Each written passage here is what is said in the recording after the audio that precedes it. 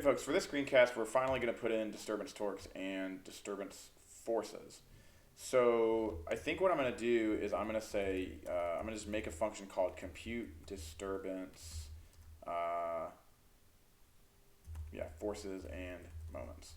Okay, and I'm just going to make a code. I'm going to call lmnd equal to, and I guess I'll do f or xyzd, right, for the forces disturbance, and then lmnd, which is the moments disturbance, and I'm just going to make a code called disturbance. And I think I just need to give it the state vector, or probably just the x, y, and z coordinate. Actually, just the, do I have an altitude? I think I just need altitude. There's z. Have I computed an altitude?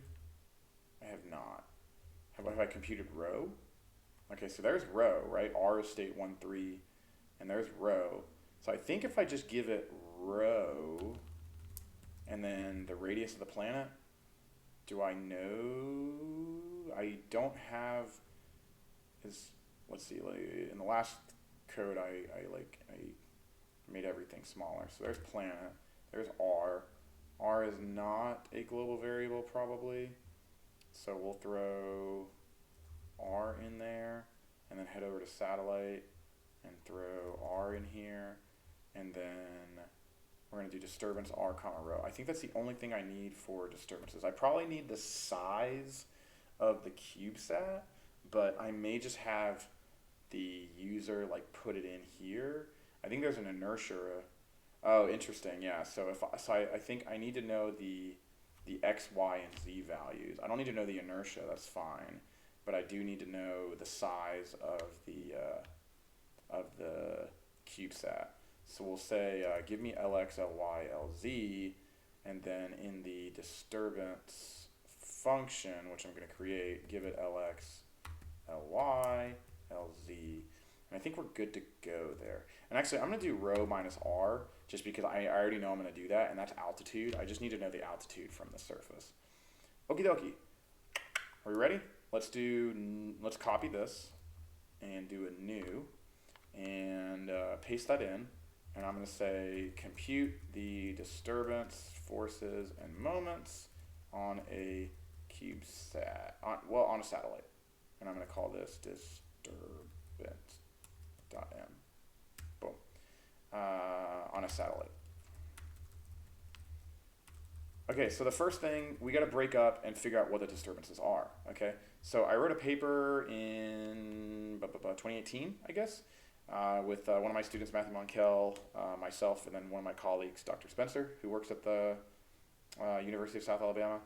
And in this paper, we do some simulations, and we talk about disturbance torques right here. So I put in here that I neglect all of the disturbance torques and moments, and I explain why, but I explain how they work, and I'm going to go ahead and add them in.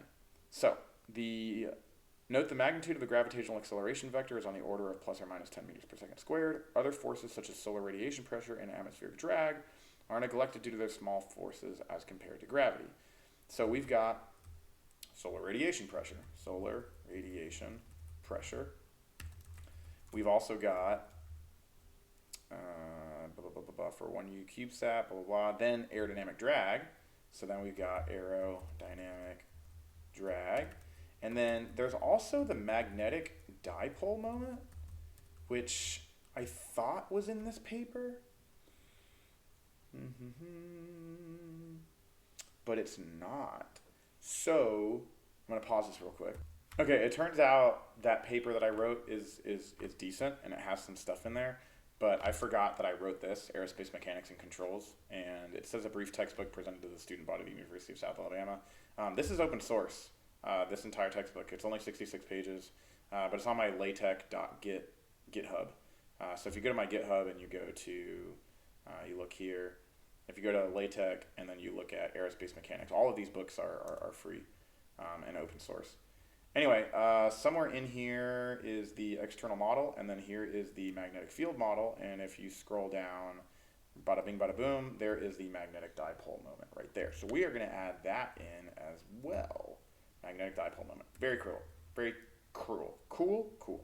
All right, so first let's look up solar radiation pressure. And it looks like we've got here solar radiation pressure, bada bing, bada boom. Okay, solar radiation pressure is relatively constant at 1 AU, and thus is simply given as pressure is 4.5 e to the minus 6 pascals. Okay, so solar pressure is 4.5 e minus 6 pascals. Easy peasy.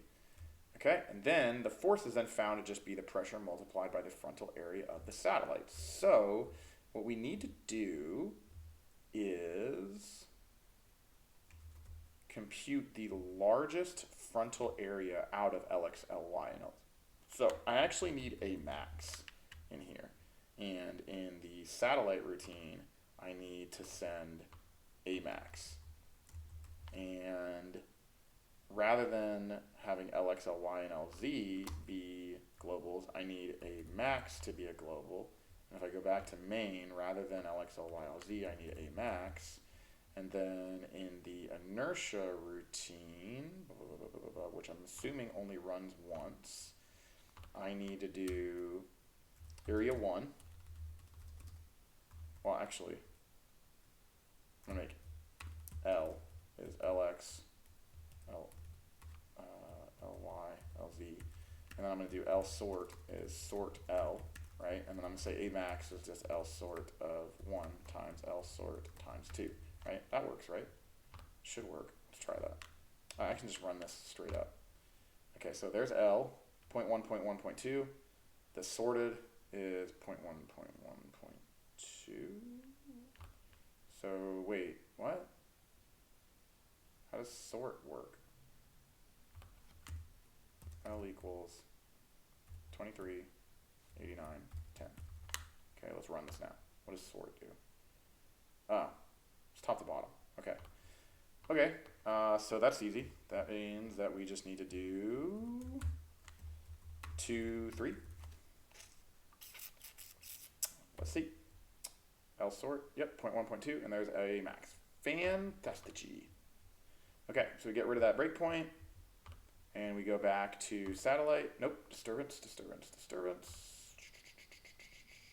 Bada bing, bada boom. Okay, and then, so then that means the force,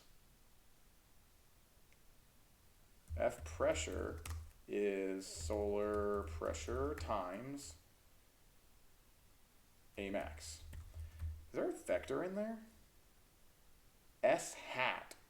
The vector S hat is a unit vector denoting the direction of the sun. Oh my goodness.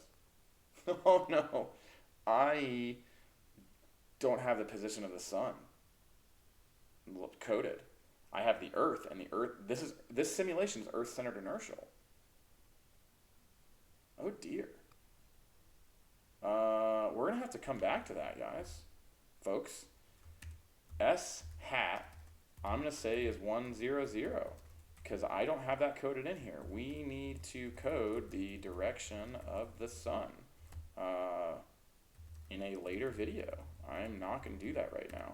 And so that means XYZ solar radiation pressure is just F pressure times S hat, and that's it. Oh boy. Okay. The torque applied by solar radiation pressure, I'm going to assume is worst case scenario. So, well, I'll make it. I'll do this. I'll say L is the square root of A max. Okay. I don't like that. I'm going to do L max, right? And I'm going to go back to main. I'm going to do A max and L max. And then I'm going to go over to satellite and do A max and L max. And then I'm going to extend L max to the function L max. And then in the inertia code, I'm going to compute L max, which is L of 3. Okay? And run over to disturbance. And then I'm going to say that the LMND is just the, oh dang it, but what vector is that? Should I just do it along all axes? This is getting a lot more complicated, folks. I'm going to assume it's about all axes. So I'm going to say I'm going to say M pressure is F pressure times L max over 2, right? Because it's the length divided by 2. That's applying a torque.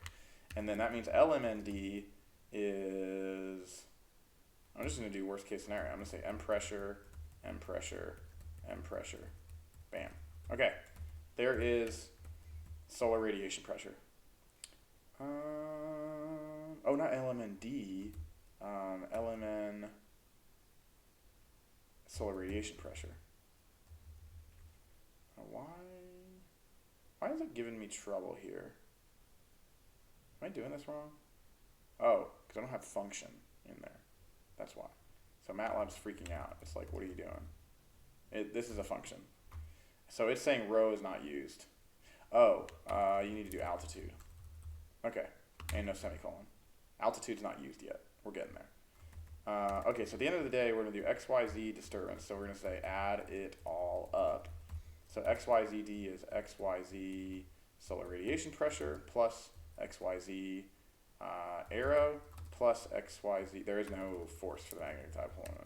And then LMND is LMN solar radiation pressure plus LMN arrow plus LMN magnetic dipole moment. Boom. Bada bing, bada boom. All right, time for aerodynamic drag. So F drag is 1/2 times rho density of altitude times 1/2 rho V squared times A max, which is the area, times the drag coefficient. Okay, so we need a couple things. We need V. V is not defined. Drag coefficient is not defined. So in the main routine, we need the drag coefficient. Then we need to define the drag coefficient in the inertia routine. So drag coefficient, I'm going to say is 1.0. It's a satellite. And then in the main routine, I have the global over here. I have drag coefficient as a global. Somewhere in here, I know I pull out the velocity. There it is right there. Do I have like a V norm? Where else do I use velocity? No, I just use velocity down there.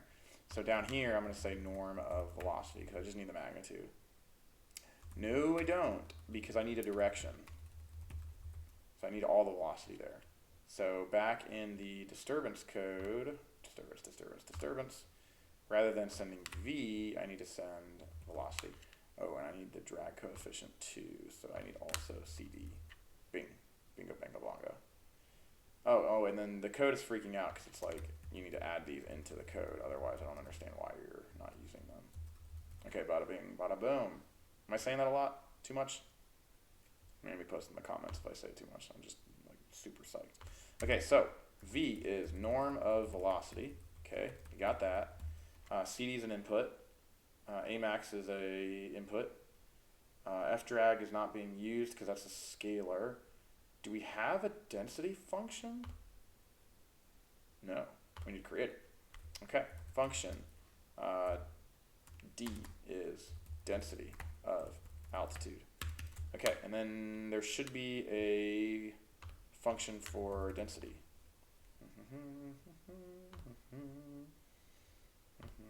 No, not 64. 15 maybe? Atmospheric density? Is this it? Yeah. But where do we define it? Where do we define it? Density model. Haha. The density model is simply given as an exponential model. Rho is rho sea level. D equals d sea level times exp raised to the minus sigma times altitude. And altitude is in kilometers, so we do altitude equals, so we can just divide by 1,000. And then, oops, excuse me.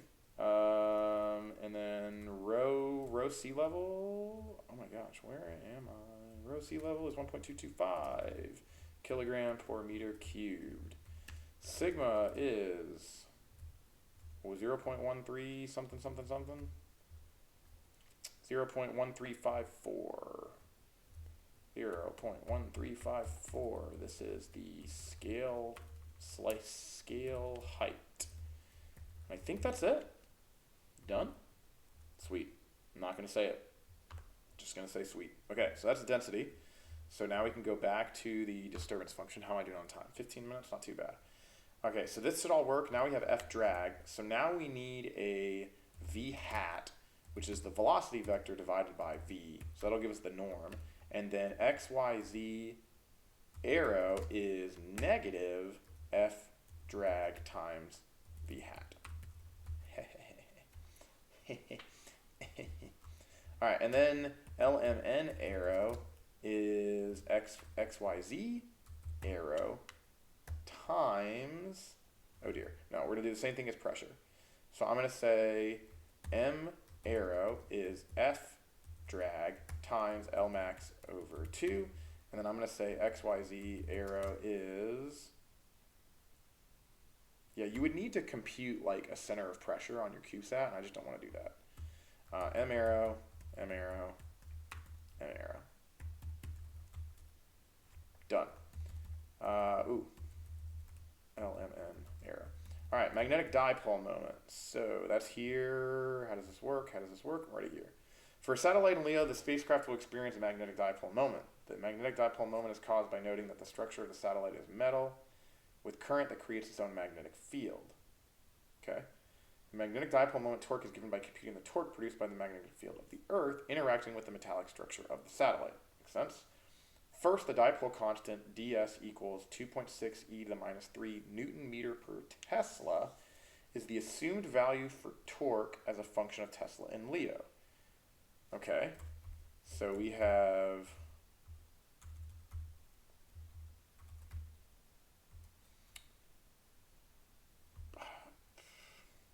dipole constant is 2.64 e minus 3, 2.64 e minus 3, and then using this constant, the torque, okay, this constant is derived by assuming the torque from the disturbance at 500 kilometers above the surface is the same as the solar radiation torque. Okay, so basically, I think what happened was is somebody told me that the magnetic dipole moment of a 1U CubeSat at 500 km is this. So I took that value and divided it by the magnetic field at 500 kilometers, and I got that ds constant. Actually, somebody told me, take the solar radiation pressure torque. So I took the solar radiation value of 4.5 e to the minus 6, multiply it by the area, and I got a force and a moment.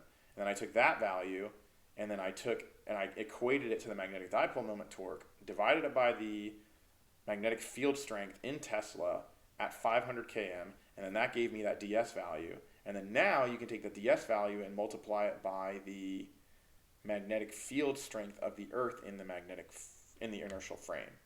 Interesting. Okay. So that means I need to give the code the magnetic field. BI in Tesla. It needs to be in Tesla. And then we should just be able to do LMN D is, no, not D, magnetic dipole moment is just the D constant times BI Tesla. Done. Let's see, BI Tesla. So in the satellite code, do we compute BI Tesla? Convert to Tesla. Yeah, it's BB. So we just send it BB. All right, let's throw a breakpoint in here and see if we got it. Main. Okay, we're going to step in. Okay, solar radiation pressure, boom, boom, boom, boom, boom. So solar radiation pressure is 9 times 10 to the minus 8. So let's look up. So for a 1U CubeSat 10 by 10, the force would be equal to 0.45 millinewtons. So is that about right? So you got solar radiation pressure times A max. 0.45 milli. That's 10 to the minus 3. Now something's wrong. So that's smaller. Oh, that's micro. 4.5 micro. Yeah, 4.5 e minus 6. The force would be equal to 4.45 millinewtons. Did I do that right? So if I do 10 over 100, 10 over 100, that's 0.1. 0.1 times 0.1, 0.01. 0.01 times 4.5 e minus 6 is 4.5 e8. Do that whole thing minus 1,000 for milli. No, I mean times 1,000. And then swoop it once. 0.4, you get 0.45 e. I think that's wrong. Okay. Let me pause it for a second. Yeah, I actually think there's a typo here. I don't think that's 0.45 millinewtons, but I'm just going to keep it going. Okay, so then let's go furthermore using the standard aerodynamic drag equation where conservative estimates are used. The aerodynamic force at 600 km above the Earth's surface would be about 3.0 nanonewtons. Let's see if that's right. This assumes a density equal to 1.03 10 to the minus 14. Okay, so let's see if that's all the same. So my velocity is 7.5 e3. So if I go to the document, 7.5, yeah, e3 kilometers per second. Ooh, I don't have density broken out here. So I'd like D to be in here, density, altitude, because I'd like to see what it is. And then throw a D in there. And then, can we do main again? Yeah, cool. All right, and then step in, and then step. Oh, so by the way, is this right? 9 times 10 to the minus 8. I mean, that's about right. Yeah, because the CubeSat's a little bit bigger. Okay, and then the density is 6 point. Well, what's the altitude? Did I divide by 1,000? That should be 600 km.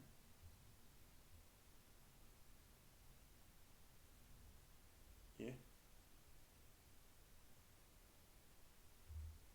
1.03 10 to the, this assumes that's 600 km. Man, why am I getting different values? It's not good. 1.35, 0.1, yeah, 600 km. You divide by 1,000, you get 600. And then ds is, where was I before? I'm in satellite, I was in disturbance. That's smaller than minus 14. That's minus 36. Why did I get minus 14? Did I use a different density model?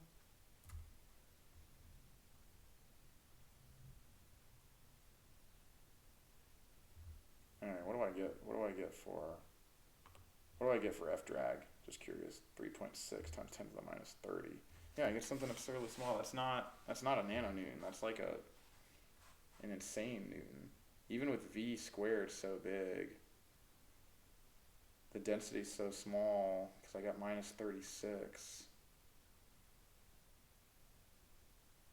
Altitude is 600,000. That's in meters.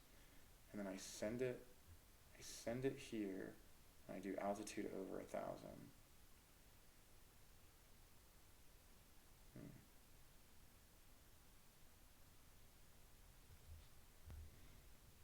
Okay, I went to this website that I used to use when I was in college. This is from 1999. This is the 1976 standard atmosphere calculator.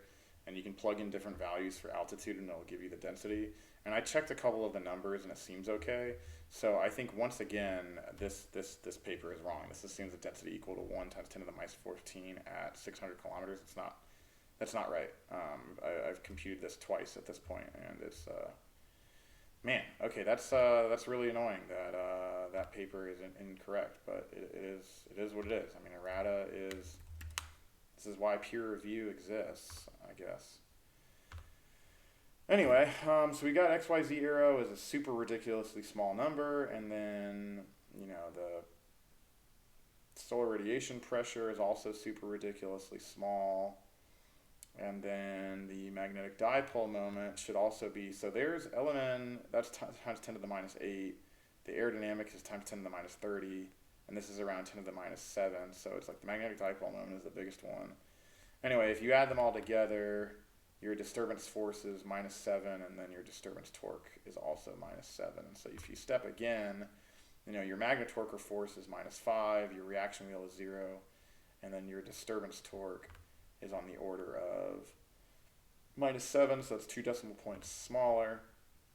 And so yeah, there's basically like, if you look at the difference between this one and this one, there's just like a 2 decimal point change. It's not that big of a difference. And then same thing with gravity. Gravity is huge at 24, and then this is -7. So you're not going to see a noticeable change there either. But what I do want to do is make sure this works. So the first thing I want to do is I want to turn off solar radiation pressure. I want to turn off aerodynamic drag and the magnetic dipole moment. And then throw a breakpoint here. Where? Yeah, that's fine. Throw a breakpoint here. Run main again. And I should have 0, 0, 0, and 0. And what I want to do is I want to simulate one orbit. And see if I can, make out like a noticeable change. So I'm going to pause this, obviously. Also, folks, one thing I forgot to do is hit this return right here. And so the code stopped here. Now what's kind of cool is I think if I put, there's a way to like put, there's a way to like run code from here down. I think there's, how do I do that? Like I just want to run from here down. I want to run all this, like generate all the plots.